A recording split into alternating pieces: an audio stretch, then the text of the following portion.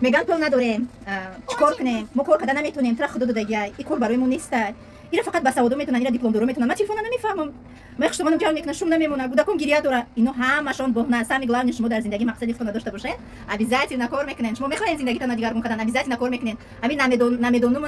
نمیکنم به حد آسونه لیکن زندگیتون دیگرگون نمیشه روزای سخت در پیش اومدن میگیره و زندگی دیگرگون نمیشه اصلا نمی زنای تاجیکی ما بود زنی که خچه بگم که به حد تعریف میکرد زندگی خوب دارم اصلا زندگیتون من ویران شایشه نمیخوام لیکن زندگی که ویران شید به پول ما با اومد که من چیکار کنم بیا مرا با کار بگیرین این روزا رشد نکنین اخی شما هم زندگی بدگیتون در کار کنین انا موتیواسیا شما انا زندگی تا دقیقی کوچه نمونن نمیگن سایده ما کار کردن میخوایم که دقیقی کوچه میمونن این بیزنس تا یاد نگیری میگن تا جان نکنی جانو نکنی تو بیزنس یاد نگیری راه پول کار کنی یاد نگیری این روز زندگی سخت پگاه میاد که دیگه پول کار کنی اخی یه روز آدم پول کار نمیکنه دخترای عزیز فقط صبر و طاقت پیشه کنین ان شاء الله خداوند شما در میتیا این میگم بخیلی نکنین به هم دیگه بخیلی کردن تماما در کار نیست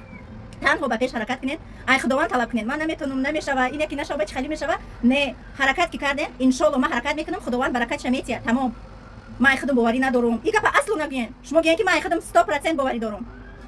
فقط اگر همون شخصانی که همین گپ میگن او پیشروی نمیکنن ویز جهان اگر شما کس کنه که ات نمیتونی شما بابا پولت یا دستگیری که خداوند ثواب میتیه ده حمیده آموختش دیگه بسیاری زنها من نمیخندم اصلا خداوند با این روز یگان کس نرسونه لیکن نمونه اختونه که با اون روز برسه که شما پیش یک کس بسری پول بروی پول این امره آدمه کار کنه همه وقت باید که دست شما پول باشه میگن موتیواسیا نداره آخه پول ندارن میگن موتیواسیا نداریم کیسه خالی شما موتیواسیا شما باید باشه فرزندای پیش شما دای دیگه فرزندای ببینن چه خوش زندگی میکنن انمی فرزنداتون شما موتیواسیا باشه باید فرزندای شما بهترین زندگی را داشته باشه که اصلا شما آرام شو و شیرینی زندگی را ببینین اون آرزوهایی که ما در بودکیم داخل ندیدم امروز برای بودکم کرده روزهای بهترین بسر گذروندستم همه شما شاهدین میبینین برای همین قد بس فکر بس بنویسین همراه کار میکنین